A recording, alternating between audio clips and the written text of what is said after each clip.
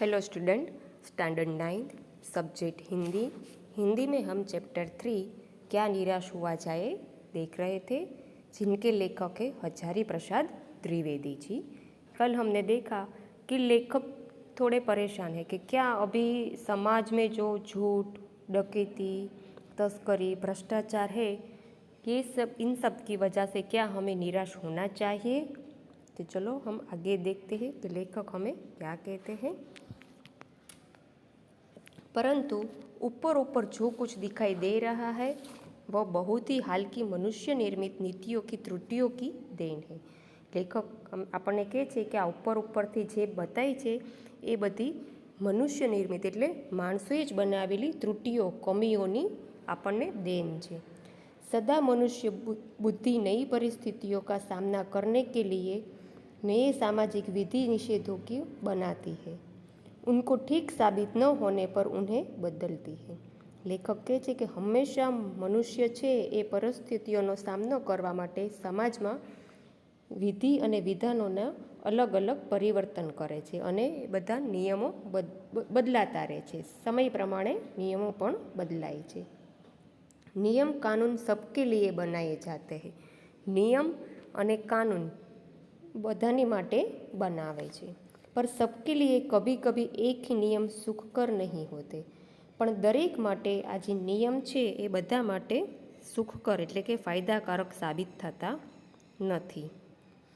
सामाजिक फायदे कानून कभी कभी युग युग से परीक्षित आदर्शों से टकराते हैं।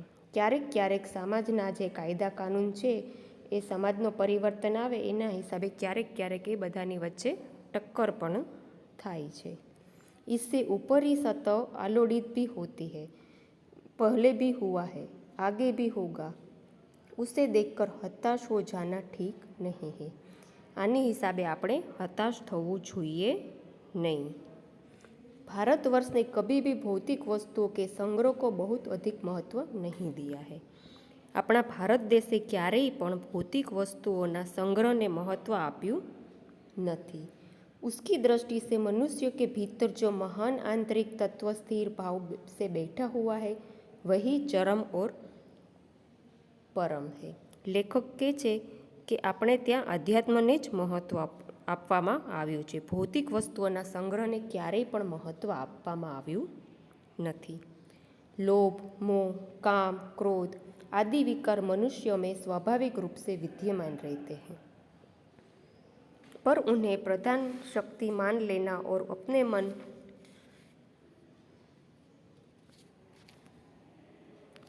तथा बुद्धि को उनके इशारों पर छोड़ देना बहुत निकृष्ट आचरण है। એટલે લેખક કહે છે કે મનુષ્યમાં કામ, ક્રોધ, લોભ, મોહ વગેરે વિકારો આવેલા હોય છે, પણ આ બધાને આપણે સંયમથી રાખવા જોઈએ। ભારતવર્ષને કભી भी उन्हें उचित नहीं माना, પણ ભારતવર્ષે ક્યારેય આને ઉચિત યોગ્ય માન્યું નથી કે મનુષ્યમાં કામ, ક્રોધ, લોભ, મોહ જેવા અનેક વિકારો હોય છે। उन्हें सदा संयम के बंधन से बांधकर रखने का प्रयत्न किया है। इन्हें हमेशा संयम से अपना मनुष्य जे विकारो होय छे ए बंधाने आपणे संयम थी महत्व आपवू जोईए। परंतु भूख की उपेक्षा नहीं की जा सकती, बीमार के लिए दवा की उपेक्षा नहीं की जा सकती, गुमराह को ठीक रास्ते पर ले जाने के उपायों की उपेक्षा नहीं की जा सकती। लेखक એવું કહે છે કે આ બધાની ઉપેક્ષા કરાય, આપણામાં મનુષ્ય સ્વભાવમાં જે વિકારો છે એની ઉપેક્ષાઓ થઈ શકે છે, પણ જે ભૂખ્યા છે, જેને દવાની જરૂર છે, જે પોતાના રસ્તા ઉપરથી ભટકી ગયા છે એ બધાની ઉપેક્ષાઓ કરી શકાય એમ નથી। हुआ यह है कि इस देश के कोटि कोटि दरिद्रजनों की हीन अवस्था को दूर करने के लिए ऐसे अनेक कायदे कानून बनाए गए हैं। એટલે લેખક કહે છે કે કેટલા બધા ગરીબ માણસો જે છે એની ગરીબી દૂર કરવા માટે આપણી સરકારે, આપણા દેશે કેટલા બધા કાનૂન અને કાયદાઓ બનાવ્યા છે। जो कृषि, उद्योग, वाणिज्य, शिक्षा और स्वास्थ्य की स्थिति को अधिक उन्नत और सुचारू बनाने के लक्ष्य से प्रेरित है, परंतु जिन लोगों को इन कार्यों में लगना है उनका मन हर समय पवित्र नहीं होता। प्रायः वे ही लक्ष्य को भूल जाते हैं और अपने ही सुख सुविधा की ओर ज़्यादा ध्यान देने लगते हैं। એટલે લેખક કહે છે કે આજે દેશમાં કૃષિ ઉદ્યોગ, વાણિજ્ય, શિક્ષણ વગેરે ક્ષેત્રમાં વિકાસ થવો જોઈએ, પરંતુ જે લોકોને વિકાસની જવાબદારી સોંપવામાં આવી છે તેઓ લક્ષ્ય ભૂલી ગયા છે. તેઓ દેશ હિતને ભૂલીને પોતાની સ્વયં સુખ સુવિધા વધારવામાં લાગી ગયા છે.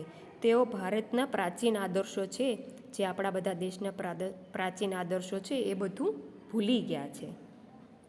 વ્યક્તિચિત સબ સમય આદર્શો દ્વારા ચલિત નહીં હોતા. ભારત દેશ છે એના જે આદર્શો છે એનાથી આપણે ચલિત થવું જોઈએ नहीं. जितने बड़े पैमाने पर इन क्षेत्रों में मनुष्य की उन्नति के विधान बने गए, उतनी ही मात्रा में लोभ, मोह और जैसे विकार भी विस्तृत होते गए. આજે મનુષ્યમાં લોભ, મોહ એ બધા વિકારો આજે મોટા થતા જાય છે. લક્ષ્ય કી બાત ભૂલ ગઈ હે. એ લોકો એના લક્ષ્ય, એનો ધ્યેય ભૂલી ગયા છે કે અમારે સમાજને શું કરવાનું છે એ બધું ભૂલી ગયા છે.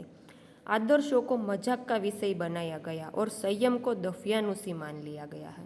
આજે જે બધા આદર્શો છે એને મજાક ગણવા લાગ્યા છે, મજાક સમજે છે, અને સંયમને આજે દફિયાનુસી એટલે કે ખોટું માનવામાં આવે છે, પુરાને ખ્યાલવાળા માનવામાં આવે છે. આજે પરિસ્થિતિ સમાજમાં આવી થઈ ગઈ છે. પરિણામ જો હોના થા વ હો રહા હૈ. પરિણામ જે થવું જોઈએ એ થતું નથી. यह कुछ थोड़े से लोग के बढ़ते हुए लोभ का नतीजा है. આખો સમાજ આવો નથી, પણ સમાજમાં આજે અમુક માણસો આવા છે એના હિસાબે આ આપણી પરિસ્થિતિ, એના લોભના હિસાબે આ પરિસ્થિતિ આવી છે. પરંતુ इससे भारतवर्ष के पुराने आदर्श और भी अधिक स्पष्ट रूप से महान और उपयोगी दिखाई देने लगे हैं. ત્યારે આપણને એમ થાય કે ભારત વર્ષના જે જૂના આદર્શો છે એ વધારે આપણને સ્પષ્ટ દેખાય છે અને મહાન અને ઉપયોગી હોય એવું આપણને લાગે છે. ભારત વર્ષ સદા કાનૂન કો ધર્મ કે રૂપ में देखता आ रहा है. ભારત વર્ષ છે એ હંમેશા કાનૂનને ધર્મના રૂપમાં માનવામાં આવે છે. કાનૂનને તે ધર્મ સમજે છે. આજ એકાએક કાનૂન और धर्म में अंतर कर दिया गया है. આજે એકદમ જ તે ધર્મ અને કાનૂન એ બંનેની વચ્ચે અલગ કરી દીધા છે. હંમેશા કાનૂન છે એ આપણો ધર્મ છે, પણ આજે ધર્મ અને કાનૂન બંનેને અલગ અલગ કરી દીધા છે. ધર્મ કો ધોખા નહીં દિયા જા सकता, કાનૂન કો દિયા જા सकता है. લેખક એવું કહે છે કે આજે પરિસ્થિતિ એવી થઈ ગઈ છે કે કાનૂન સાથે આપણે ચીટિંગ કરી શકીએ છીએ, એનો વિશ્વાસ તોડી શકીએ છીએ, ખોટું બોલી શકીએ છીએ, પણ ધર્મને કરી શકતા નથી. यही कारण है कि लोग धर्मो भीरू है. આ જ કારણથી માણસો છે એ ધર્મ ભીરું છે, આજે ધર્મથી ડરી ગયેલા છે.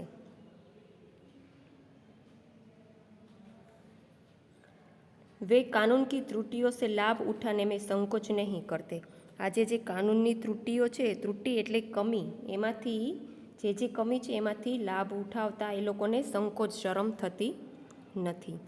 इस बात के पर्याप्त प्रमाण खोजे जा सकते हैं कि समाज के ऊपरी वर्ग में चाहे जो भी होता रहा हो, भीतर भीतर भारतवर्ष अब भी यह अनुभव कर रहा है कि धर्म कानून से बड़ी चीज है. એટલે લેખક કહે છે કે આનું સ્વરૂપ એ જ છે કે ઉપલા વર્ગમાં જે કાંઈ પણ થાય, પણ હજી પણ આજે પણ અંદરો અંદર ભારતવર્ષ છે એ હજી શું અનુભવ કરે છે કે ધર્મ છે એ કાનૂન કરતાં મોટો છે. अब भी सेवा, ईमानदारी, सच्चाई और आध्यात्मिकता के मूल्य बने हुए हैं. અત્યારે પણ સેવા, ઈમાનદારી, સચ્ચાઈ અને આધ્યાત્મિકતાના મૂલ્યો હજી છે. આપણને બધાને ખબર જ છે કે કોરોના કાળમાં માણસોની પરિસ્થિતિ કેવી થઈ. તો અત્યારે જેમ લેખક કહે છે એમ સમાજમાં ભ્રષ્ટાચાર છે જ, પણ એ છતાં પણ સારું પણ છે. આપણને ખબર છે કે એના માટે આપણી ગવર્મેન્ટે ગરીબોને કેટલી મદદ કરી છે. મફતમાં દવા, જમવાનું, ટિફિન, હોસ્પિટલ સેવા કેટલું બધું કર્યું છે. એમ કે હજી પણ સમાજમાં સેવા, ઈમાનદારી અને સચ્ચાઈ છે. વે દબ અવશ્ય ગયે હે. આ બધું છે એ અત્યારે ભલે દબાઈ ગયું છે, લેકિન નષ્ટ નહીં હુએ, પણ નષ્ટ થયું નથી, નાશ પામ્યું નથી. આજ બી વહ મનુષ્ય સે પ્રેમ કરતા હૈ. આજે પણ માણસોને પ્રેમ કરે છે, મદદ કરે છે. મહિલાઓ કા સન્માન કરતા હૈ. મહિલાનું એટલે કે લેડીઝનું સન્માન કરે છે। झूठ और चोरी को गलत समझते हैं। झूठ અને ખોટું બોલવું અને ચોરી કરવી એને ખોટું સમજે છે। दूसरे को पीड़ा पहुंचाने को पाप समझते हैं। આજે પણ સમાજમાં એવો વર્ગ છે કે જે બીજા માણસને પીડા પહોંચાવી, હેરાન કરવા, દુઃખ આપવું એને पाप समझे છે। हर आदमी अपने व्यक्तिगत जीवन में इस बात का अनुभव करता है। દરેક માણસ આજે પોતાના વ્યક્તિગત જીવનમાં આ વાતનો અનુભવ કરે છે। समाचार पत्रों में जो भ्रष्टाचार के प्रति इतना आक्रोश है, समाचार पत्रों में न्यूज़पेपर में આપણને જે ભ્રષ્ટાચાર માટેનો આટલો બધો આક્રોશ બતાવવામાં આવે છે, वो यही साबित करता है कि हम ऐसी चीज़ों को गलत समझते हैं। એ આપણને એ જ બતાવે છે કે આપણે આ બધી વસ્તુને ખોટું સમજીએ છીએ। और समाज से उन तत्वों की प्रतिष्ठा कम करना चाहते हैं जो गलत तरीके से धन या मान का संग्रह करते हैं।